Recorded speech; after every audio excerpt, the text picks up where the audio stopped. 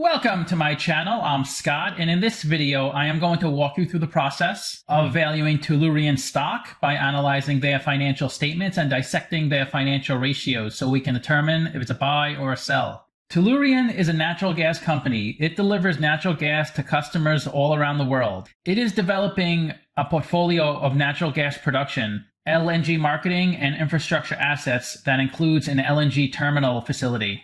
That facility is called Driftwood Terminal, and its associated pipelines are used to commute the gas it produces.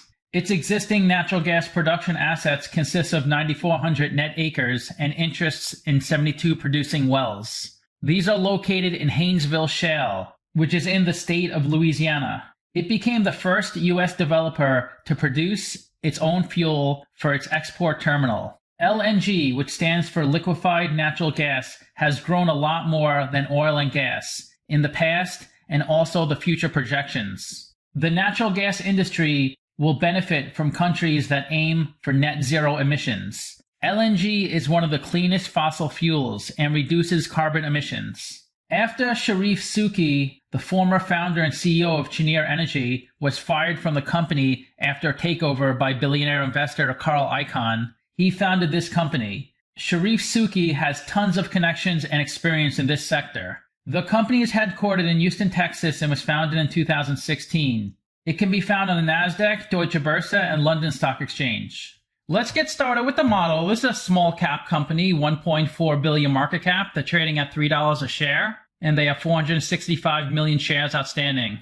Let's look at the financials. The way you value a company is you estimate the free cash flows into the future, and then you discount those numbers back to today's value. That's what we're doing in this video. And free cash flow is cash flow from operations minus capital expenditures. So they do have negative free cash flow each year since they don't have too much revenue at this point. Net income is the profit or loss on the income statement. It's revenue minus expenses, and that's also negative each year. Revenue is a sales for the company, and that's gone up a lot. It was $5 million in 2017. It went up 1,000% into the trailing 12 months at $57 million. This is the company's income statement. The top line is the revenue, the sales. Below that is the cost of revenue. And this chart on the bottom is from the company's 10K. It breaks out all their expenses. So the cost of revenue, according to Yahoo Finance, is $35 million. That's cost of sales and depreciation, depletion, and amortization. Sometimes depreciation is in cost of sales or in operating expenses, depending on the company. Regardless of where you put it, you'll have the same operating income and net income. But I guess for oil and gas companies, Yahoo Finance puts it in cost of revenue. Their gross profit is pretty small, but it is positive each year. Below that is operating expenses, and they have $47 million from payroll and $27 million from development costs. These are the costs and expenses related to developing their properties. So they do have negative operating income each year, but they're still growing their business and growing their revenue. So once they have a good amount of revenue, they'll start to become break even and become profitable eventually.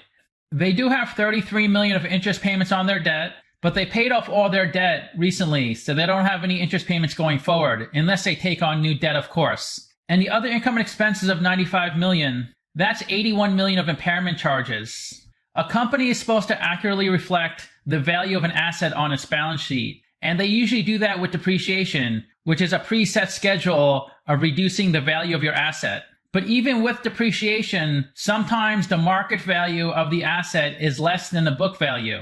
If that occurs, the company has to reduce the value of the asset even more on their balance sheet and pass through an impairment expense onto the income statement. That's usually a one-time item. It's not recurring like depreciation or amortization.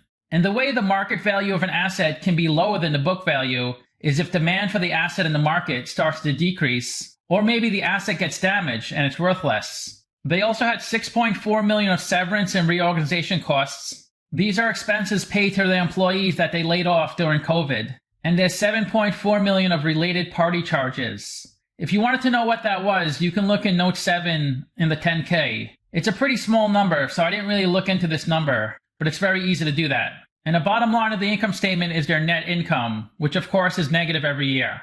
This is the company's statement of cash flows. The top line is operating cash flow. That's how much cash the company loses from its operational business. So they do have negative operating cash flow each year, so they're losing money. So in order to run their business, they need to issue debt or equity. They paid off all the debt in the trailing 12 months, so they're mainly running their business on equity. That's either preferred or common stock. They issued $130 million in 2018, $100 million in 2020, and $250 million in the trailing 12 months. So when a company issues stock, that dilutes the current shareholders. It makes your shares less valuable. They also spend a little bit in CapEx, not too much. The most was $48 million in 2019. So they have negative free cash flow each year.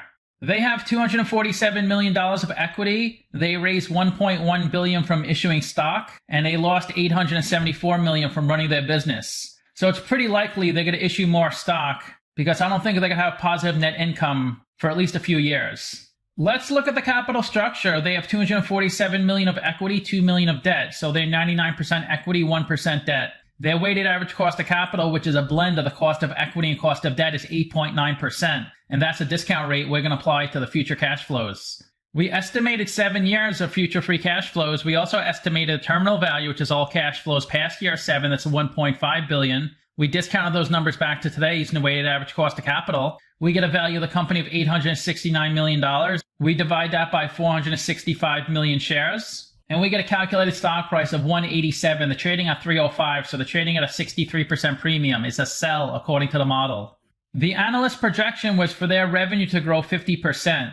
The revenue in the trailing 12 months, which is as of 6/30/2021, that grew 50% from 2020 revenue. So to get my 2021 revenue, I grew the trailing 12-month revenue 50% to 85 million. And then 50% after that until 2027. And I got $951 million of revenue in 2027. And the average company converts 10% of their revenue to free cash flow. That's how I got $95 million of free cash flow.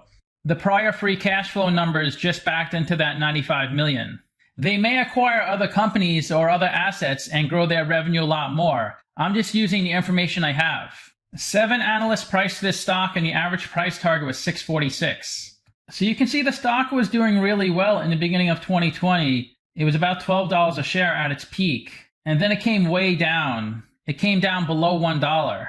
It was mainly due to the drastic decrease in oil and gas prices, also COVID-19. So their Driftwood facility was struggling a bit. So they did a mass layoff, which cost them $6.4 million in severance and reorganization charges. So they had to give that money to their employees because they were under contract. But the company does mention they've satisfied all amounts owed to former employees. A lot of people thought this company would go bankrupt. It was highly shorted, but they did manage to pull together and the stock is rebounding. You can see there was a ton of activity here and the stock price shot up. And it looks like the resistance point was about $4. And then it was a big sell-off and the resistance point came down to $2, which is higher than it was trading at before the big increase. And then there was another bull run to around $5.50 a share. And then the new resistance point came down to about $2.50. If history repeats itself, the stock should go up to about $6 and come down to about $4. But I know a lot of YouTube channels look at these charts and they don't really look at the fundamentals. So there's no guarantee a past pattern will happen in the future. You could pretty much find patterns in any single chart. I don't invest looking at past stock price information, but it is interesting to talk about. And they have a really high beta, 2.6, so the stock moves more than 2.5 times the market. It's gone up 258% in the past 52 weeks, a lot better than the S&P 500. The stock got way down to 68 cents a share. Lots of people were scared to even buy it at that price because they figured it would go to zero. But it's come all the way back up, and the 52-week high was close to $6. The stock is on a decline. It's trading below its 50-day and 200-day moving average. This is a really popular stock. 8 to 13 million shares are traded each day. Of the 465 million shares outstanding, 343 million are on float. 27% are held by institutions, and 8.5% of the shares are shorted. I know the short percentage was a lot higher a few months ago, but as the stock price comes down, the short percentage goes down. As the stock price goes up, the short percentage goes up. The higher the stock price, the more money you can make when shorting a stock. The lower the stock price, the less money you can make when shorting a stock. In the past year, this industry has done really well, this company in particular. But in the past 3 years, oil and gas companies have really struggled. The industry is down 21%. This company is down 64%. The market as a whole is up 65%.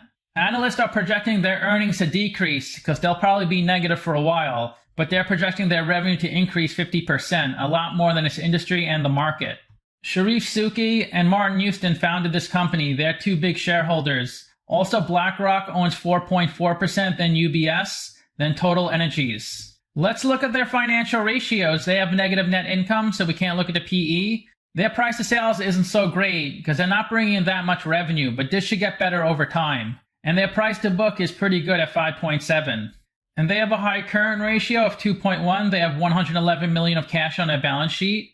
So they're probably going to need more equity or debt financing because they had negative 61 million of free cash flow in the trailing 12 months and 61 million of working capital. The best way to look at ratios is to compare them to companies in the same industry. I've done videos of 17 companies in the same industry as Tell, and Tell is pretty much worse in every single category except debt. They're 1% debt. The average is 34%. And it's hard for them to obtain debt financing because they would have to pay a high interest rate because they're a fairly new company. Plus, they don't have the cash flow to pay the interest payments on their debt. So they have to take on even more debt to pay the old debt. So generally, newer companies that don't have positive cash flow have low amounts of debt on their balance sheet for that reason. So to summarize, I have them trading at a 63% premium.